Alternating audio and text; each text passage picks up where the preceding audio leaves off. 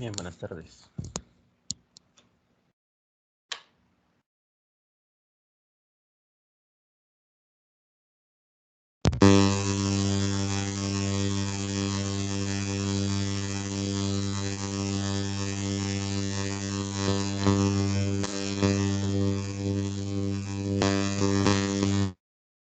Hablando sobre los principios de la conservación de la energía.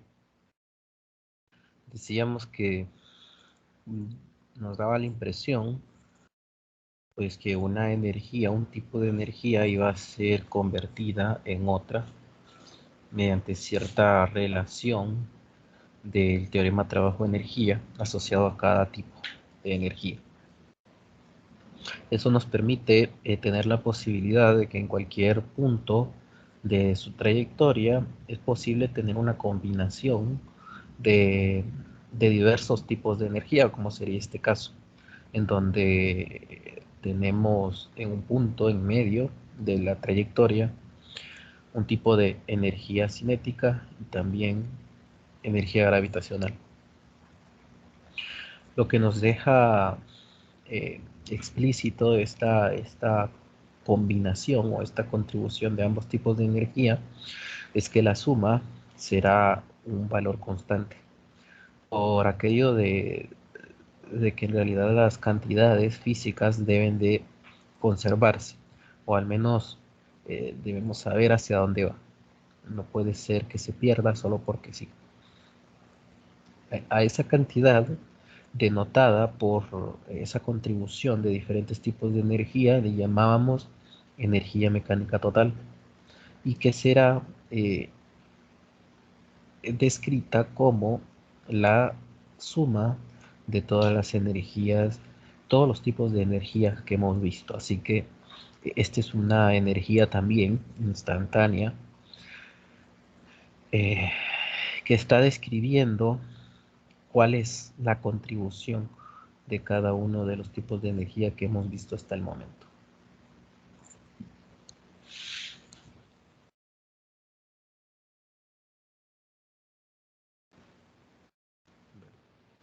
Ahí.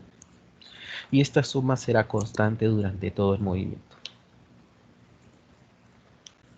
Entonces, relacionamos esto mediante dos escenarios.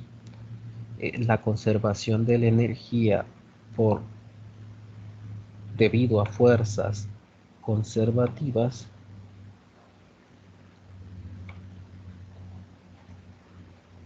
y la conservación de la energía debido a fuerzas no conservativas.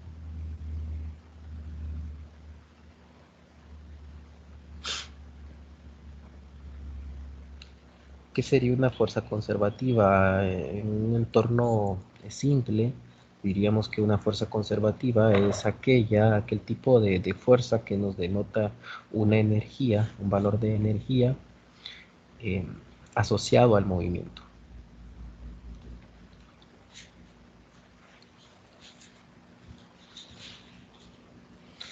Si no es así, entonces esa fuerza será no conservativa. Entonces, una fuerza, por ejemplo, del resorte es una fuerza que de alguna manera está siendo reutilizada. Así que dentro de fuerzas conservativas tendríamos la fuerza del resorte, la fuerza de la gravedad.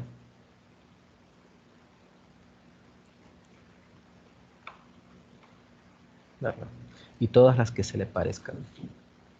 Otros tipos de fuerza que se le parezcan. Por fuerzas no conservativas estamos diciendo una fuerza eh, que no puede ser reutilizada o que no está siendo reutilizada durante el movimiento.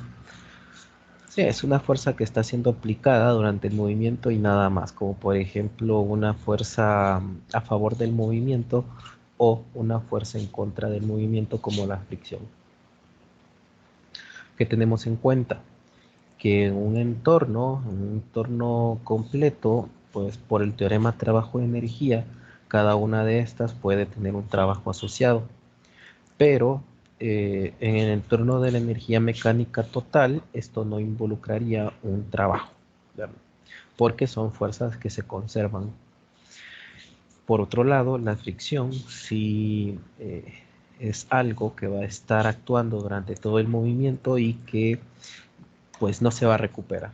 No tenemos de manera de recuperarlo. Así que la fricción sí tendría un asociado, un trabajo asociado eh, de pérdida de energía. Entonces, por fuerzas conservativas, tendremos que el cambio en la energía mecánica total va a ser igual a cero. Lo que estamos diciendo es que si tenemos eh, esto del cambio en la energía mecánica total, básicamente estamos diciendo que la energía final menos la energía inicial es igual a cero, lo que nos daría el indicio, o sea, de tener una energía cinética final más una energía gravitacional final más una energía potencial elástica final menos la energía cinética inicial, la gravitacional inicial y la elástica inicial. Bueno, y todo esto es igual a cero. Y esto es así porque si pensamos en cada uno de estos términos, ¿no?, que nos denotan cambios en el tipo de energía, y por el teorema trabajo-energía, esto debería de expresarse como un trabajo, ¿no?, más delta UG más delta UE. En realidad, por lo que estábamos viendo, ¿verdad?, de que los trabajos en realidad están siendo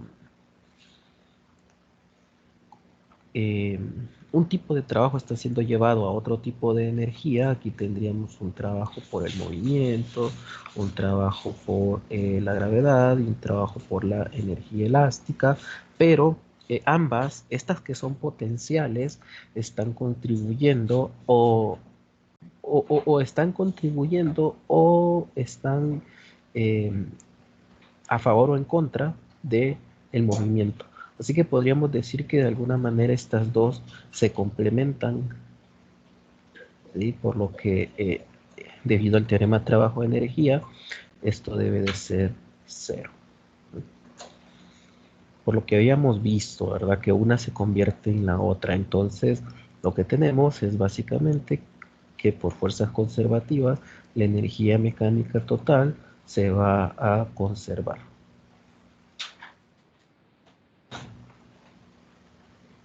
Cuando tenemos la suma, eh, resulta que el trabajo, debido a cada uno de los cambios en la energía, son cero.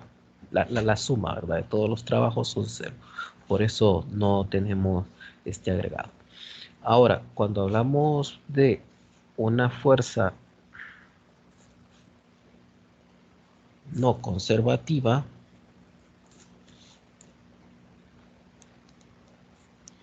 entonces, si no es conservativa, quiere decir que esta cuestión de tener el delta K más delta UG más delta UE, de alguna manera no se complementan, ¿verdad? Quiere decir que hay una especie de pérdida de energía, ¿sí? O ganancia de energía o pérdida de energía. No es que se está transformando una en otra, sino que hay alguna fuerza externa que está aportando al movimiento o quitándole capacidad de movimiento. Por el mismo análisis, llegamos a la conclusión de que ya este cambio en la energía mecánica total no será es cero, porque no se está convirtiendo toda la energía en otra, sino que hay una especie de o de agregado o de pérdida. Entonces aquí sí vamos a tener un trabajo específico por fuerzas no conservativas.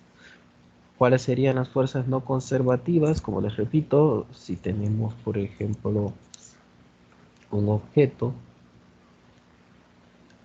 y este objeto hay una persona que la está empujando con una fuerza F. Si la está empujando con una fuerza F, esto no es parte del movimiento. Esta es una energía agregada o un trabajo agregado. Y si tenemos una fuerza de fricción,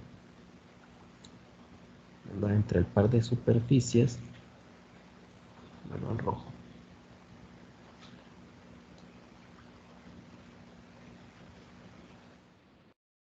una fuerza de fricción cinética puede ser entre el par de superficies, entonces esta es una fuerza también externa que quita energía al sistema, así que es una fuerza no conservativa. Bueno, eso como ejemplo. Y entonces lo que tenemos es que una energía final menos una energía inicial será igual a el cambio, ¿verdad?, o al trabajo realizado por esas fuerzas no conservativas, que es muy distinto a la gravedad y a la fuerza, la gravedad y la fuerza elástica, ¿verdad? Por ejemplo, son distintas. Lo bueno de todo esto es que como, como la energía mecánica total es constante durante toda la trayectoria, o mejor dicho, no, en este caso es constante, ¿verdad? Los cambios serán constantes siempre y cuando no exista una fuerza que aporte energía o que le quite energía, pero en todos los escenarios tendremos una contribución a lo sumo de estos tres tipos de energía, y entonces no necesariamente tiene que ser entre el final y el inicial, también puede ser entre cualquier punto, ¿verdad? Porque es instantáneo. Bien, ¿alguna pregunta hasta acá?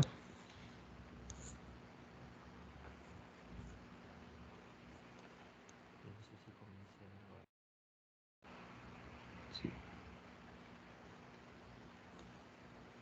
Bien, entonces hagamos problemas. Problema 7.5 dice: se lanza una pelota de béisbol desde la azotea de un edificio de 22 metros de altura, con velocidad inicial de magnitud 12 metros por segundo y dirigida con un ángulo de 53.1 grados sobre el horizontal.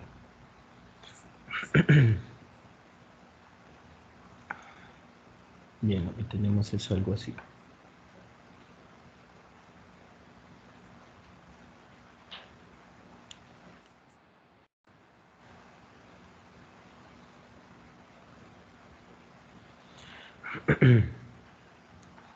Desde la azotea de un edificio que tiene una altura de 22 metros.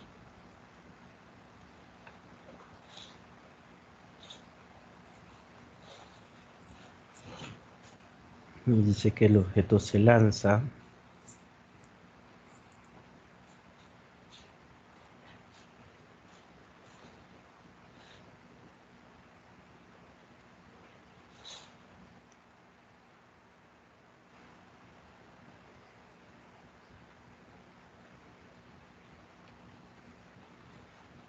con un ángulo de 53.1 grados.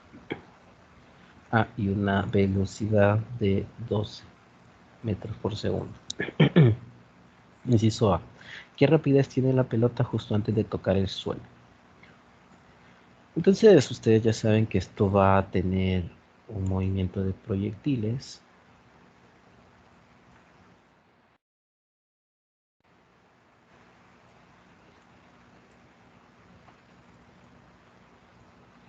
y nos está preguntando la velocidad o rapidez con la que toca. Si podemos decir que este es un instante 1 y cuando el objeto está aquí al final será un instante 2. Lo que nos pide es calcular esa velocidad.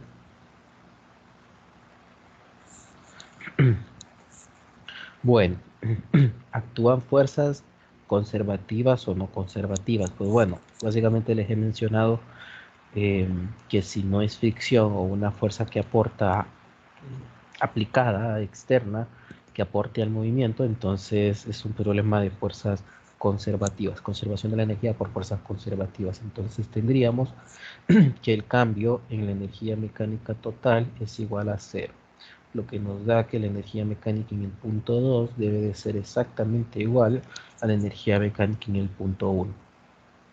No.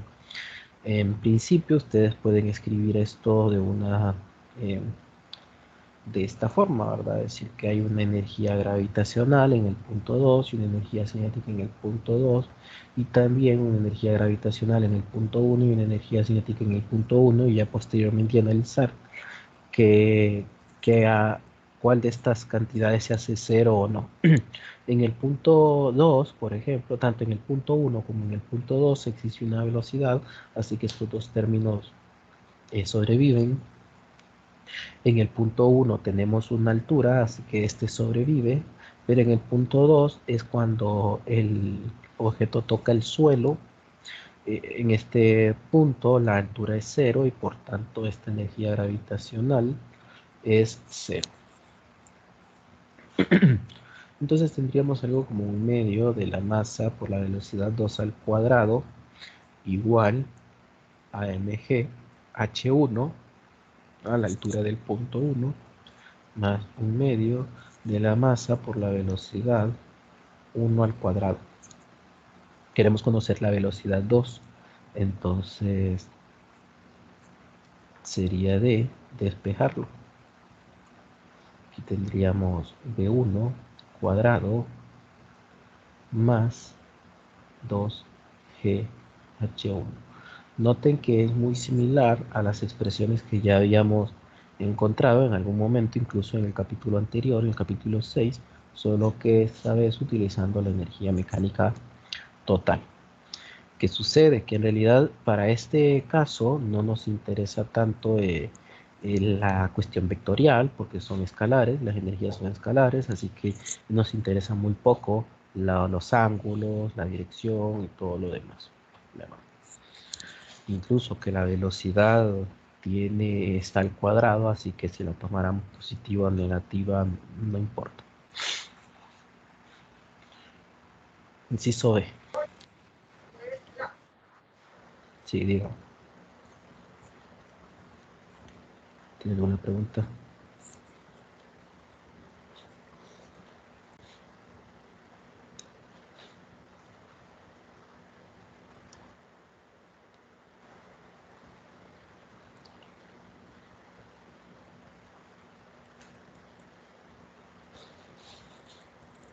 Bueno, el inciso B dice, ¿cuál es la respuesta del inciso A si la velocidad inicial tiene un ángulo de 53.1 grados por debajo de la horizontal?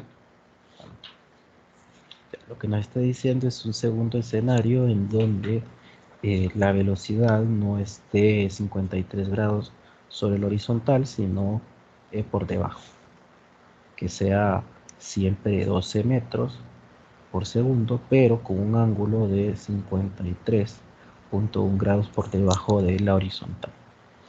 ¿Cuál es la velocidad final? Bueno, nuevamente aquí tendríamos un movimiento de proyectiles así, y entonces nos pediría calcular la velocidad final.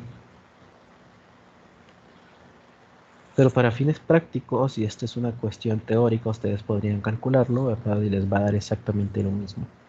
¿Por qué? Más allá de que la velocidad, o sea, que la energía no tiene dependencia de la dirección de los vectores, más allá de eso y de que la velocidad está al cuadrado, no es una respuesta. O sea, si a ustedes les toca dar una justificación teórica, porque tal vez la pregunta es teórica, entonces no es válido que ustedes digan, ah, porque la velocidad está al cuadrado. La justificación es que eh, sin importar la dirección, si es hacia arriba o hacia abajo, la velocidad final va a ser igual porque son cuestiones de energía. Es decir, nos da lo mismo, por ejemplo, si nosotros analizamos la energía entre el valor, entre los puntos 1 y 2, o si lo analizamos entre los puntos, por ejemplo, eh, 3 y 2, ¿verdad? Que sería este de acá, cuando el objeto está acá. Ustedes ya saben que del movimiento vertical de caída libre, el objeto si sube con si inicia el movimiento hacia arriba con una velocidad de 12 metros por segundo, al pasar por el mismo punto, ¿no? La componente en Y será exactamente la misma, porque en realidad no existe la fricción del aire. Entonces acá tendríamos una velocidad hacia abajo de 12 metros por segundo. Ya, nos da lo mismo analizarlo entre 1 y 2 o entre 3 y 2, porque tienen la misma posición vertical. La posición horizontal no nos interesa tanto porque en el movimiento de proyectiles la velocidad en X es constante, ¿verdad? La velocidad horizontal es constante porque no hay fricción del aire. Entonces esta sería la justificación correcta, ¿verdad? Porque la matemática nos dice, nos puede dejar hacer las cosas, nos puede permitir calcular, pero la interpretación de lo que nosotros calculamos es lo que le da el verdadero significado a todo esto. Bien, el inciso C va a ser la misma, ¿verdad? El inciso B va a ser exactamente la misma por... Sí, dígame. Entonces, en cualquier caso que nos viniera así como en la prueba, podemos explicarlo de la manera teórica, así como lo dio usted la explicación. Sí, sí, exacto. Si les pidieran esto, por ejemplo, si tuviera dos incisos así como este, y les pidieran estos dos incisos precisamente, el segundo ustedes pueden decir es igual al inciso A por esto, esto y esto, ¿verdad? Sin necesidad de estar haciendo el cálculo. Gracias. Bueno, inciso C. Si se incluye el efecto de la resistencia del aire, ¿en qué inciso A o B se obtiene la mayor rapidez? Pues bueno, por lo general, esto digamos que es un inciso que se sale del contenido de la clase. La resistencia del aire no se evalúa, sino que más bien pues, la gente que estudia física o astronomía en algún momento va a llevar alguna clase de este tipo, ¿verdad? Donde va a ocupar analizar la resistencia del aire. Por lo general, si nosotros pensamos en una resistencia del aire en una manera simple, ¿verdad? Como es el hecho de una fricción nada más, una fricción que va siempre contraria al movimiento, si lo definimos de esa forma y olvidamos que es una resistencia del aire, sino que siempre va a ser una fuerza que está contraria al movimiento siempre, entonces eh, diríamos, por cuestiones de energía, ¿verdad? Recordar, inciso C, es algo que no, la resistencia del aire es algo que no lo mencionamos, pero no es que no se pueda analizar. Si pensamos que la resistencia del aire es simplemente una fuerza de fricción y nada más, cinética o como lo quieran, entonces más bien este sería un problema de conservación de la energía por fuerzas no conservativas. Y este trabajo sería la fricción del aire, la fricción del aire, que va a ir contraria al movimiento. Si nosotros analizamos solamente la fricción del aire, el trabajo realizado por la fricción del aire, en realidad esto debería de ser la fuerza de fricción vectorial por el desplazamiento, podemos decir delta X, ¿verdad? El producto interno entre la fuerza de fricción del aire y el desplazamiento, llamémoslo X, no es que esto esté en el eje horizontal, sino que está durante todo el movimiento, así que mejor cambiémosle la letra, pongámosle R, para que no se confunda y pensar que solo está en el eje X, sino durante todo el movimiento.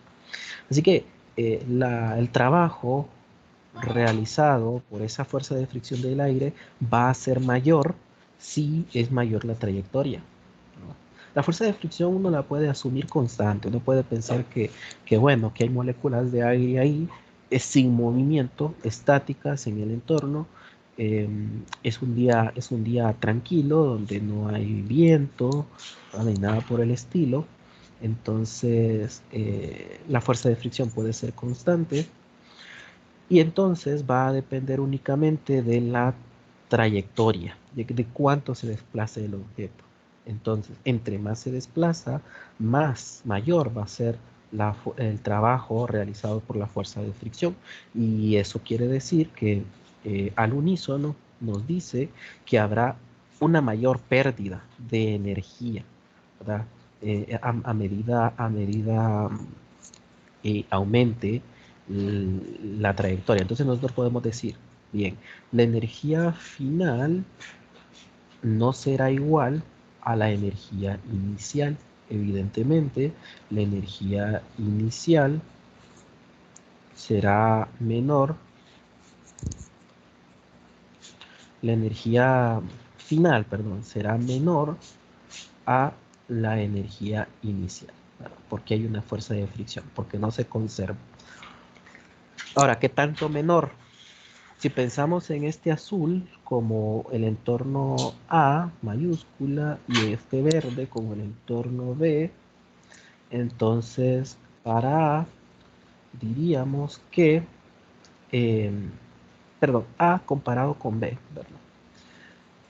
En principio, la trayectoria de A va a ser mayor a la trayectoria de B, ¿verdad? ¿Estamos de acuerdo?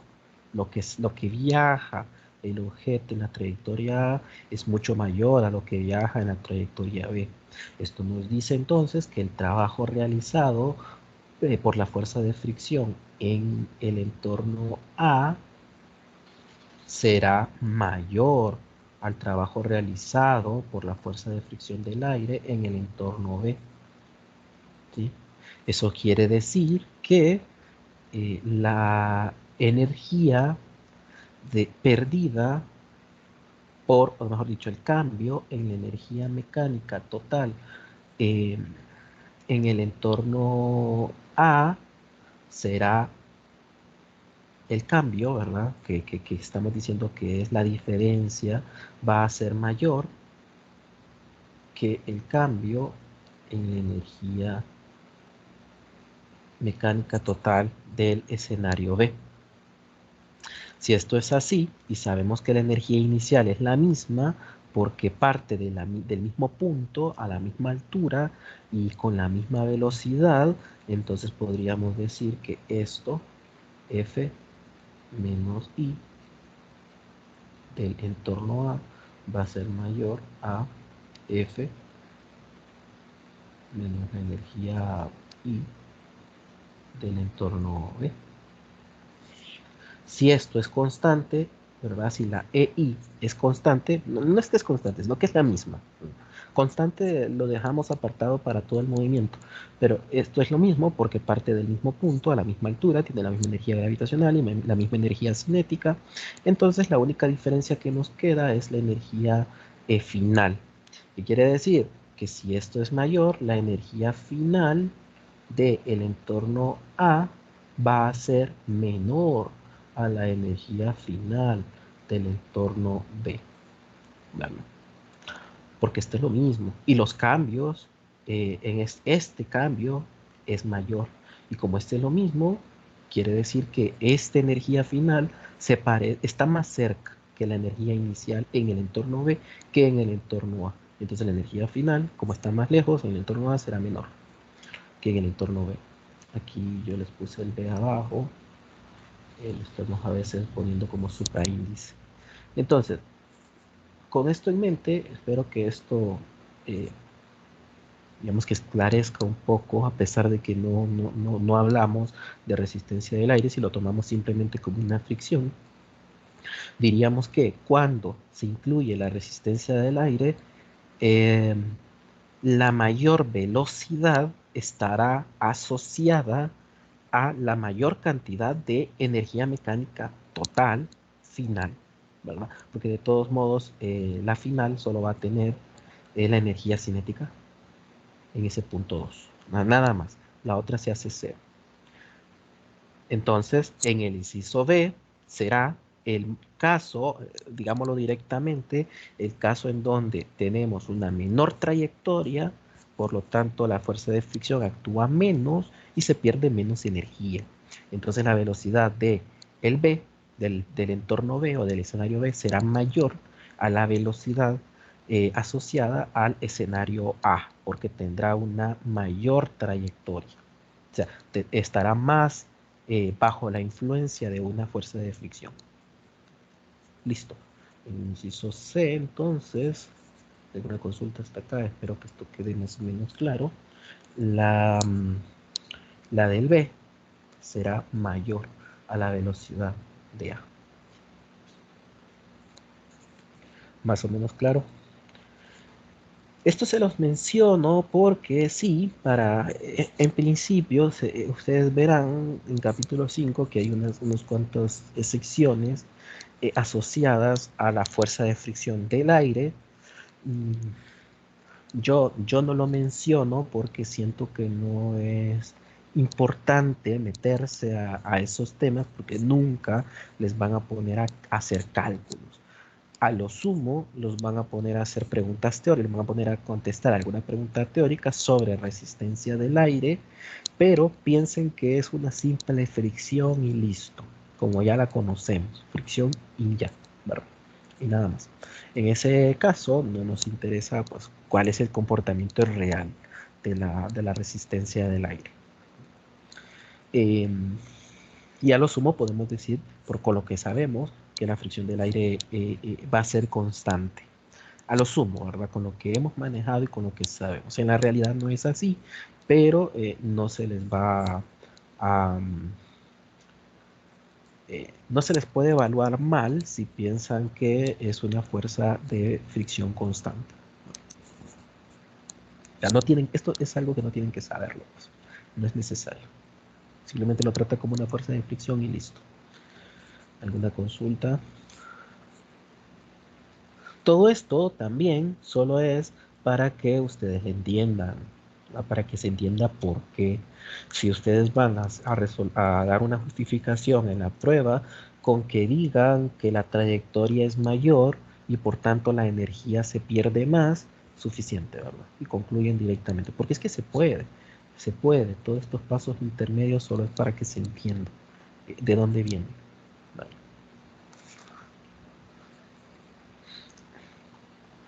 Bien. Si no hay consultas, entonces hagamos el siguiente. Problema 18. Dice, una resortera dispara una piedra pequeña de río de 10 gramos, una distancia de 22 metros verticalmente hacia arriba.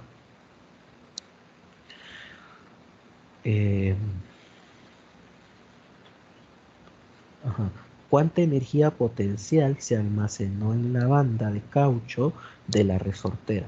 Inciso B. Con la misma energía potencial almacenada en la banda, ¿a qué altura puede dispararse una piedra de 25 gramos? Inciso C. ¿Qué efectos físicos ignorar sobre este problema? Bueno, aquí también, ¿verdad? Parece ser que este libro tiene bastantes problemas de redacción. Es bastante común si pensamos en el entorno en el que vivimos, en el entorno latinoamericano, en donde pues hay poco apoyo y pocas personas que van de la mano, ¿verdad? El apoyo con las ganas de las personas por hacer cosas propias, pues por lo general en Latinoamérica es más fácil tener traducciones de libros en otros idiomas. Porque tenemos poca gente y poco apoyo también para esto. Si en Latinoamérica, si alguien publica un libro, es súper difícil que haya alguna editorial que lo apruebe o que lo acepte. Es bien difícil. Si no se si no se tiene cierta reputación. Pero bueno, para alguien que va nuevo es casi imposible. Nos hace falta, ¿verdad? Ahí cambio de cultura en ese aspecto. Entonces es mucho más simple tener traducciones de libros en otros idiomas. Lo que sucede es que las traducciones, por lo general, no las hace alguien que sabe de física, sino alguien que sabe de idiomas o que sabe de inglés, por ejemplo, y lo puede traducir. Intenta traducirlo de la manera más fiel, pero se van errores porque eh, hace falta, ¿verdad? Ahí el criterio de alguien que sepa de física para acomodar lo- la redacción.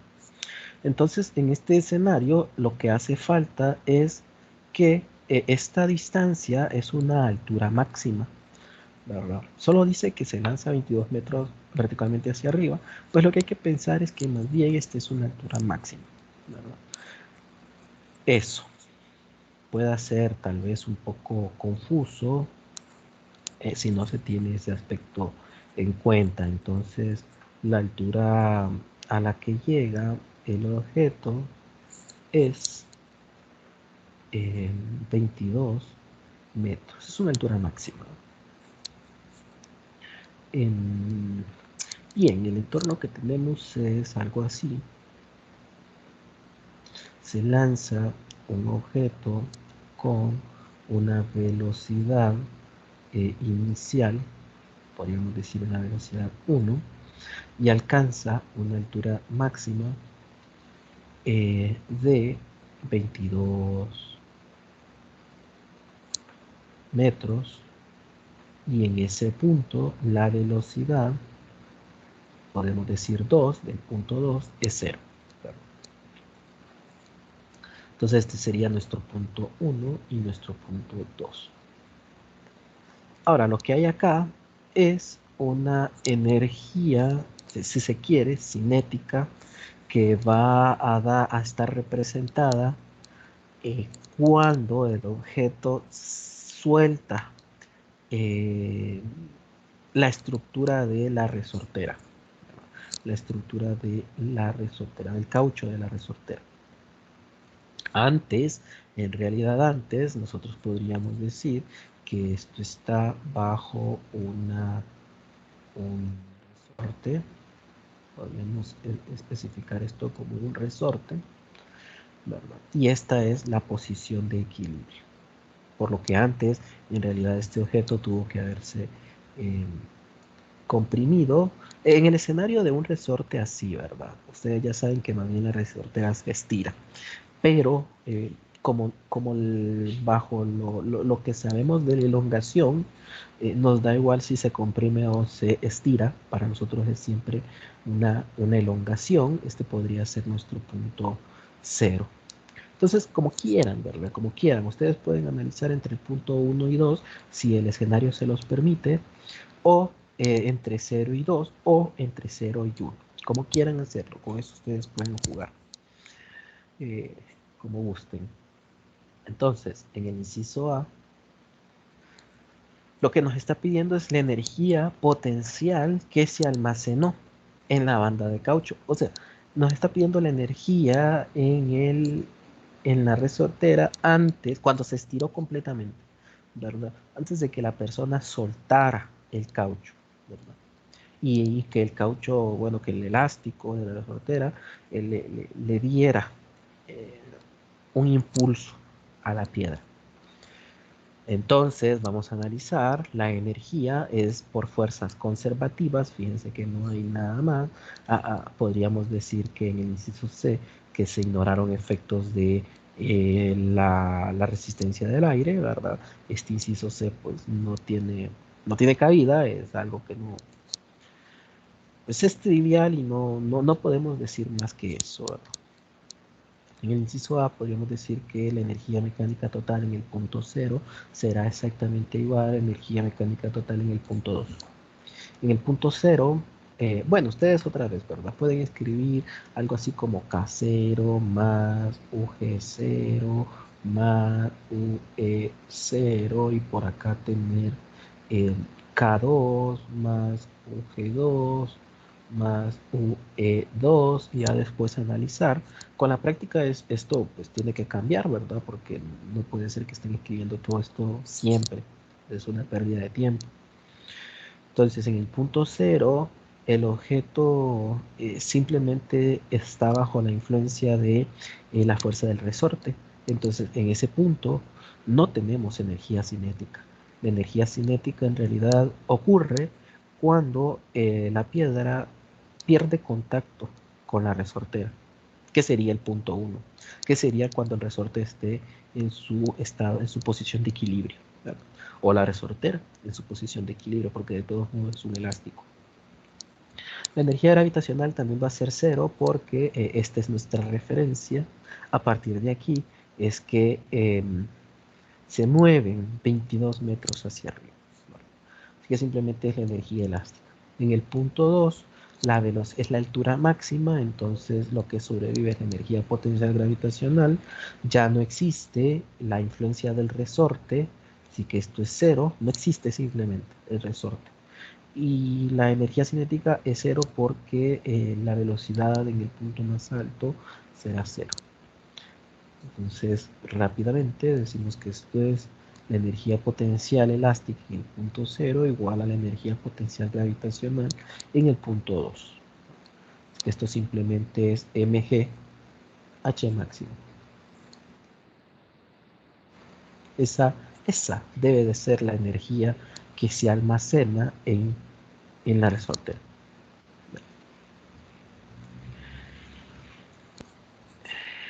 Entonces, esta es una M1, pongámosle una M1 de 10 gramos. Bueno, aparte de lo que ustedes ya saben, esta M1 debe cambiarse a kilogramos, 0.010 kilogramos, en el inciso A. En el inciso B nos pregunta si ahora tenemos una masa de 25 gramos, que al pasarlo será 0.025 kilogramos, ¿a qué altura llegará? ¿Verdad? ¿A qué altura llegará? O sea, altura máxima, siempre, ¿verdad? Con la misma energía del inciso anterior. Bueno, entonces con la misma energía, eso es lo que nos está diciendo. Entonces, en el inciso B, nuevamente tendremos el escenario de E0, E2, porque queremos la altura máxima. Aquí simplemente es la energía elástica. Y acá tendríamos la masa 2 por la gravedad, por la altura 2 es siempre máximo, ¿verdad? Aquí le podemos poner 1 para hacer la diferencia. Con la misma energía, quiere decir que aquí sustituiríamos M1G H1 máximo. Y esto sería igual a M2G H2 máximo. La gravedad se cancela porque ese sí es un término constante, y H2 máximo será una relación entre M1 y M2 y la altura inicial, la altura del inciso A. ¿Se entiende?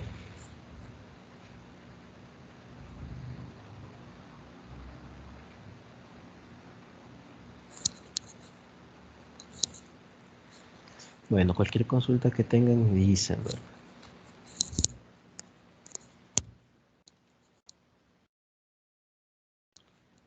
Bueno, si no hay preguntas, miremos el siguiente. Problema 27. Dice, se tira de una caja de 10 kilogramos describiendo un círculo usando un alambre horizontal sobre una superficie horizontal áspera, cuyo coeficiente de fricción cinética es de 0.25. Calcule el trabajo efectuado por la fricción durante un recorrido circular completo. Si el radio es A, 2 metros, B, 4 metros, y C dice, con base en los resultados que acaba de obtener, diría usted que la fricción es una fuerza conservativa o no conservativa. Bien, sabemos que es no conservativa, ¿verdad? Porque la fricción no es algo que nos permita utilizar esa energía, ¿verdad? Esa es una energía que se pierde y que no la recuperamos. No es como cuando tiramos un objeto hacia arriba, gana energía potencial gravitacional, ¿verdad? Hacia arriba, que luego se utiliza para regresar. Digamos que este es el principio físico de por qué los objetos eh, siempre regresan. O la energía del resorte, ¿verdad? Que si se estira y no hay fricción, este objeto se mueve primero hacia la izquierda, luego hacia la derecha y está oscilando. Digamos que en realidad esa fuerza de resorte, la energía asociada a esa fuerza de resorte, se está reutilizando para el movimiento. Son muy distintas de la fuerza de fricción, no la vamos a poder recuperar de esta forma. Pero bueno, lo que tenemos es un movimiento circular de un objeto que tiene 10 kilogramos de masa y hay una fuerza de fricción cinética, perdón, un coeficiente de fricción cinética de 0.25.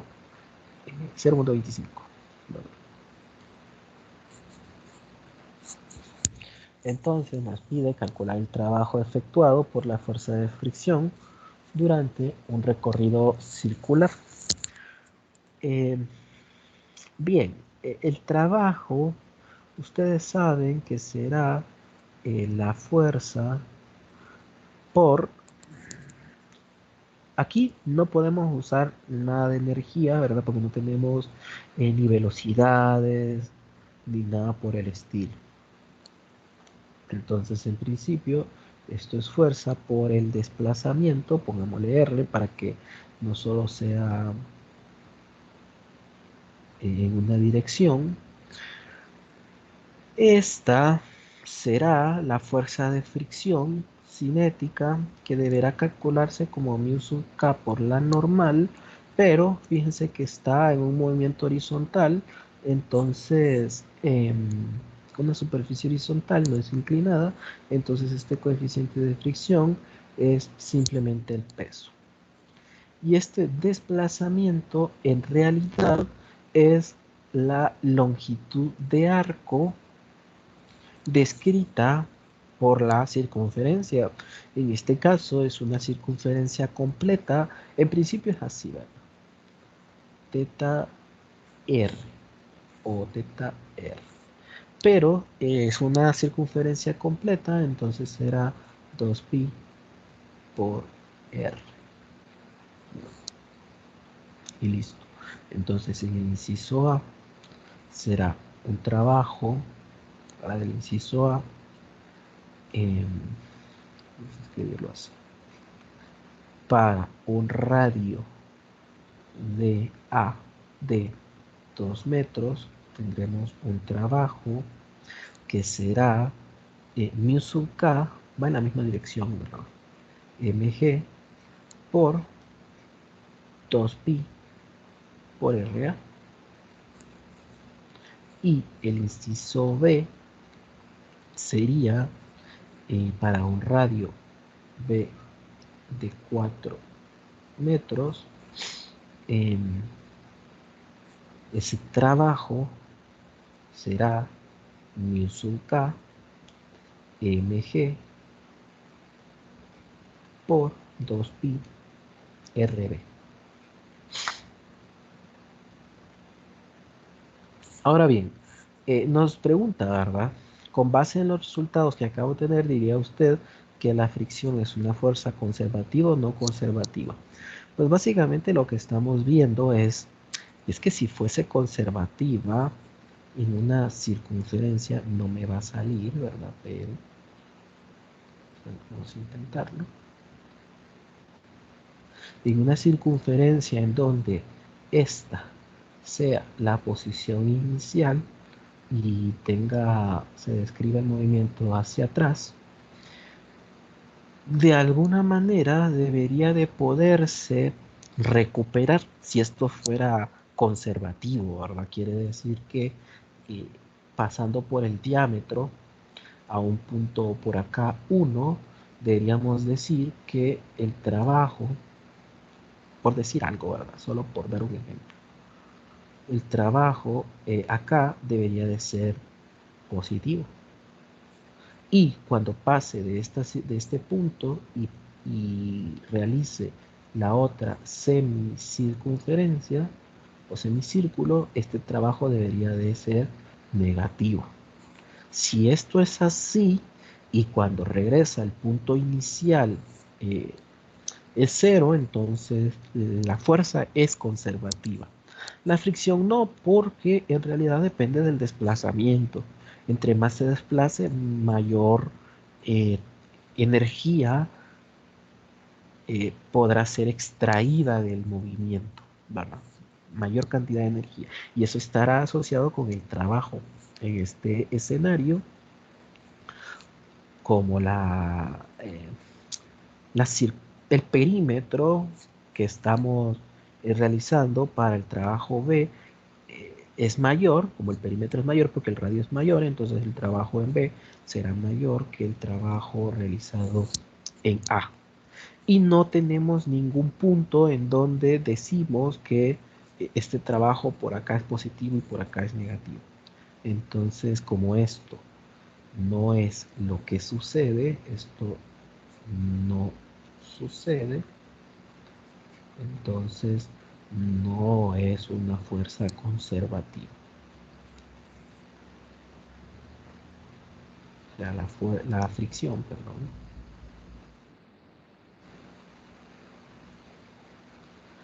es una fuerza no conservativa.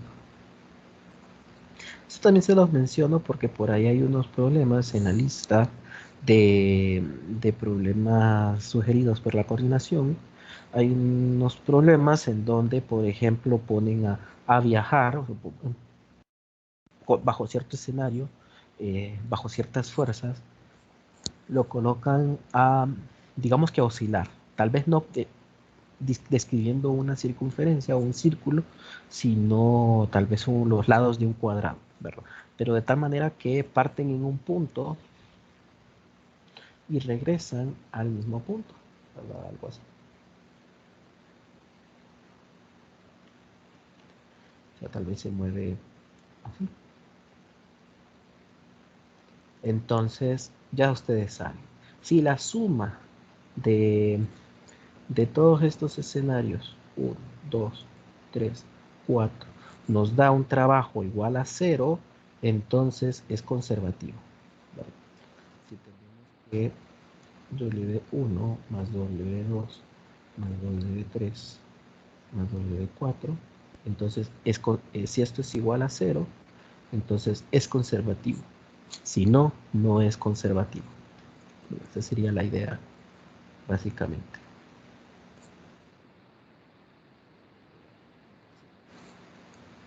Bien, ¿alguna consulta? Bueno, em, ya estamos casi terminando. Igual vamos a seguir haciendo problemas de capítulo 7. Todavía nos hace falta capítulo 8. Pero mañana seguimos haciendo problemas de capítulo 7. Si no hay preguntas, dudas, entonces pasen feliz Licenciado, yo tarde. tenía una también. Sí, digan. Si en la prueba del control de lectura este viernes van a venir ejercicios o solo como teórico. Solo teoría. Los controles de lectura deben de ser así, a excepción del de vectores, ¿verdad? Que no fue así. Pero bueno, es que vectores no era algo Gracias. que se iba a evaluar en el examen. Sí, debe de ser solo teoría. Pero bueno, nuevamente, ¿verdad? La teoría no va a ser simple, sino que son preguntas de análisis. Bien. Entonces, pasen feliz tarde y nos reunimos mañana. Gracias, ingeniero, igual.